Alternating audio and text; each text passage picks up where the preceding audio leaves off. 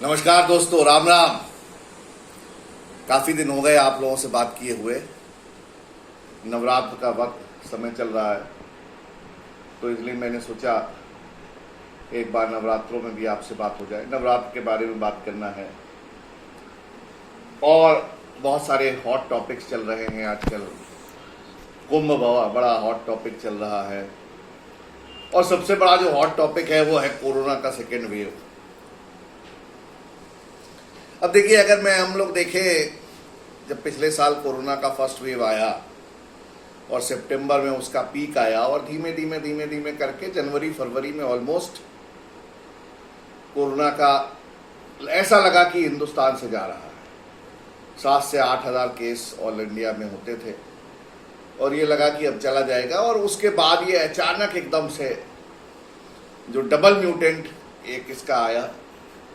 Double mutant मतलब corona के virus में 2 बार म्यूटेशन हो चुका है, क्योंकि वायरस भी अपने आप को, यहाँ पे डार्विन की थ्योरी आती है, सर्वाइवल ऑफ द फिटेस्ट, और अपने आप को बचाए रखने के लिए म्यूटेशन करता है। और ये जो डबल म्यूटेंट आया, तो दुनिया में किसी ने नहीं सोचा था कि इसका इतना ज्यादा इम्पैक्ट होगा। हिंदुस्तान के भी बड़े बड़े डॉक्टरों ने ऐसा नहीं सोचा था और एकदम से केसेस जो है वो 8,000 से 20,000, 50,000, 1 लाख, 1.5 लाख और आज 2 लाख, 2.5 लाख होने लगे हैं 3 दिन। तो विद इन मतलब 1 महीने के अंदर हम लोग देखें अगर, तो कहाँ हम लोग 8 और 10,000 पे थे और आज कहाँ हम लोग 2.5 लाख केसेस ऑल इंडिया पे। अब आदमी का जो उसका चरित्र है वो हमेशा विपत्ति में ही पता लगता है। अब देखिए, एक तो हिंदुस्तान का ज़रा प्रॉब्लम आज हम लोग बात करेंगे। यहाँ पे बड़ा क्या है कि सबसे बड़ा दुश्मन कौन है हिंदुस्तान का?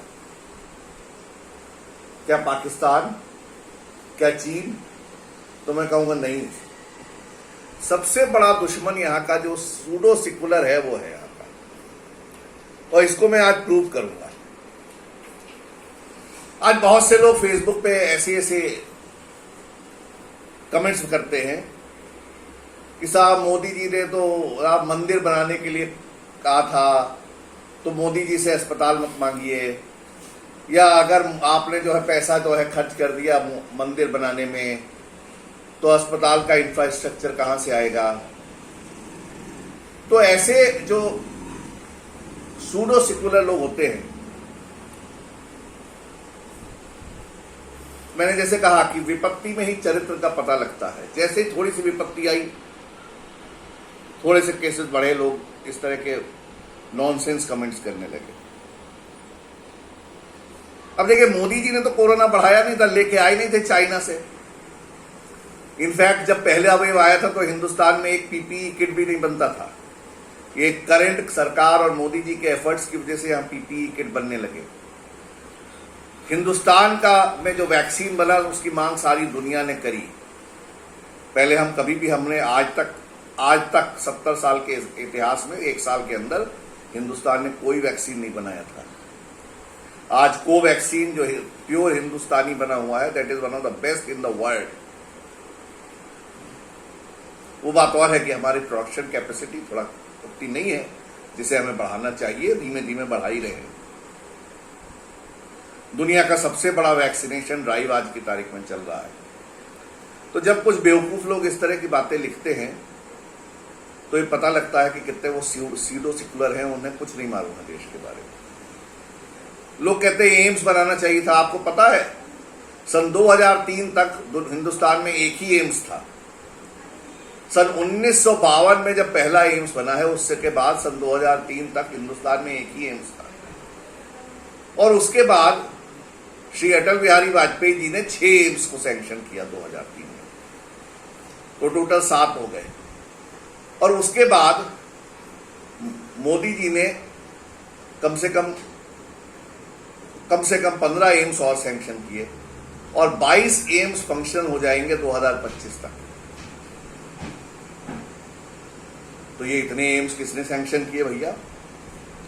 ये इतने एम्स मोदी सरकार ने सैंक्शन किए, लेकिन डाटा तो मालूम नहीं है, और मालूम भी है तो उसको छुपा के रखना है। इस सूडो सेकुलर वाली बातें करनी कि साहब मंदिर क्यों बना दिया।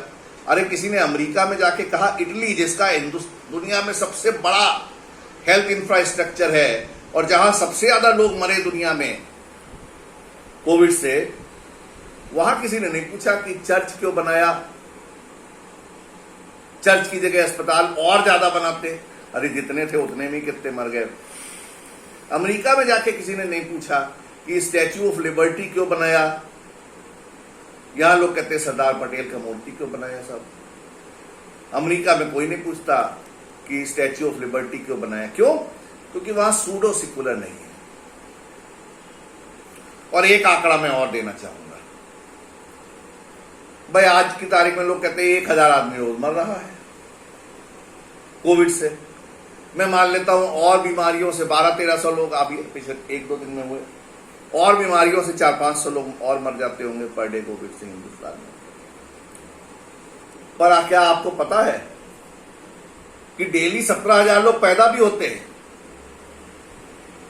तो अगर 2000 भी मैं मान लेता हूं मोटा मोटा कि रोज मर जाते होंगे और 17,000 पैदा भी हो रहे हैं, इस कोविड सिचुएशन में भी 17,000 रोज पैदा हो रहे हैं, तो 15,000 आदमी पर डे का पॉपुलेशन बढ़ रहा है हिंदुस्तान में।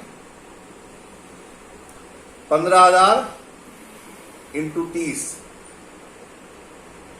4.5 लाख आदमी पर मंथ बढ़ता जा रहा है। अब आप कर लीजिए साल में, और 4.5 लाख आदमी पर मंथ बढ़ता जा रहा है। ये पॉपुलेशन कौन बढ़ा रहा है? हमारे और आपके घर में तो 1 ही और 2 बच्चे होते हैं। जरा सोचिएगा कभी कि पर मंथ अगर 15,000 आदमी ऐड हो रहा है इस कोविड सिचुएशन में मरने के बाद भी, तो पहले क्या हो रहा था? तो जो लोग ये मंदिर पे सवाल उठाते हैं कि मोदी जी तो सिर्फ मंदिर बनाएंगे, तो पहली बात तो मैं उनको कहना चाहता हूं, मंदिर जो है डोनेशन के पैसे से बन रहा है, सरकारी पैसे से नहीं बन रहा है। और सरकारी पैसे से मोदी जी ने बहुत सारे एम्स अनाउंस किए हैं और बनाए हैं। सरकारी पैसे से राफेल खरीदा गया है देश की सुरक्षा के लिए। सरकारी पैसे से तेजस बन रहा है देश की सुरक्षा के लिए। लेकिन आंकड़ों के बिना लोग सूडो सेकुलर जो है ना इस देश में, तो इस देश का सबसे ज्यादा जो खतरा है आज वो है इन्हें सूडो सेकुलर से। अभी देखिए कोर्ट ने एक जजमेंट दिया ज्ञानवापी मस्जिद के बारे में। अब तमाम सूडो सेकुलर्स फिर खबला गए। अरे क्या दिक्कत है, आप जांच हो जाने दीजिए, पता लग जाएगा मंदिर था कि मस्जिद थी। अगर जांच होने में किसी को क्या वो है, जांच हो जाने दीजिए। लेकिन सूडो सेकुलर्स की में आग लग गई है। क्यों भाई? कोर्ट ने ऐसा क्यों निर्णय दे दिया? क्योंकि ये जो तुष्टीकरण की राजनीति है जो 75 सालों से चली आ रही है, 70 सालों से, उसने हिंदुस्तान का बट्टा बैठा दिया। और कोरोना काल में भी ये सूडो सेकुलर की राजनीति चली आ रही है। लोग पूछेंगे साहब मंदिर में पैसा क्यों, मंदिर क्यों बना रहे हैं? अरे भैया मंदिर की लड़ाई 600 साल की लड़ाई है, आज की लड़ाई नहीं है। अरे कोरोना तो आज आया है, कल चला जाएगा। और कोरोना अगर वैसे देखें तो देश की आबादी है ऑलमोस्ट 140 करोड़, 135 से 140 करोड़ के बीच। अगर 2 लाख लोगों को भी रोज कोरोना होता है तो कितने परसेंट लोगों को हुआ? Less than 2% people every day. 2% लोगों को भी नहीं है, उसमें से मौत है 1000 लोगों की, 0.001 में आता है। उसके ऊपर इतना ह्यू एंड क्राई। अरे अपना मास्क लगाइए, सैनिटाइजर रखिए और ऐश से घूमिए, सोशल डिस्टेंसिंग को फॉलो करते हुए।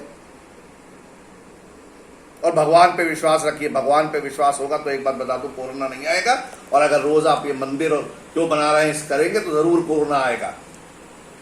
अंत समय में सारे अस्पताल फेल हो जाते हैं जब लोग मंदिर के दरवाजे पे खड़े होते हैं, कहते हैं मेरे फलाने आदमी को बचा लो भगवान।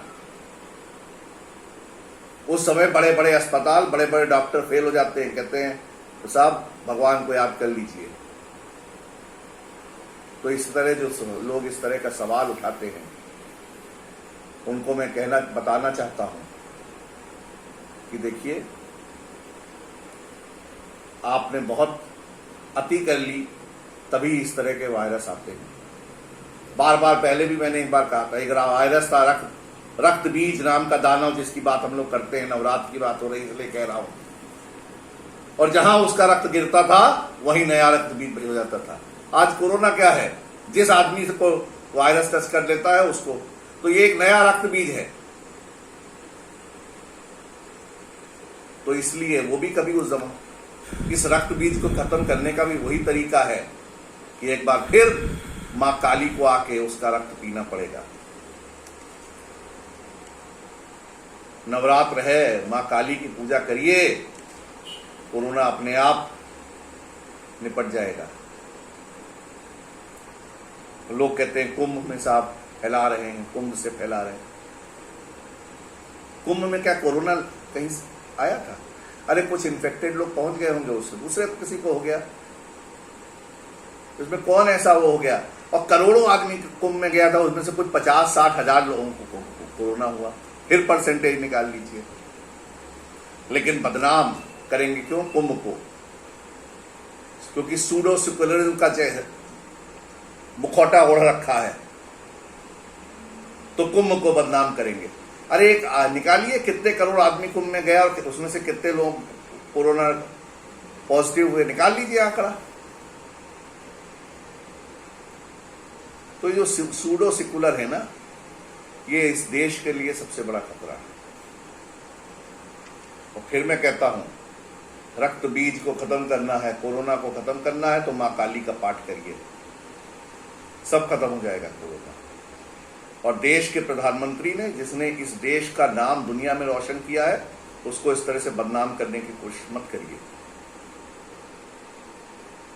ये देश पूरी तरह से अपने प्रधानमंत्री के पीछे खड़ा हुआ है।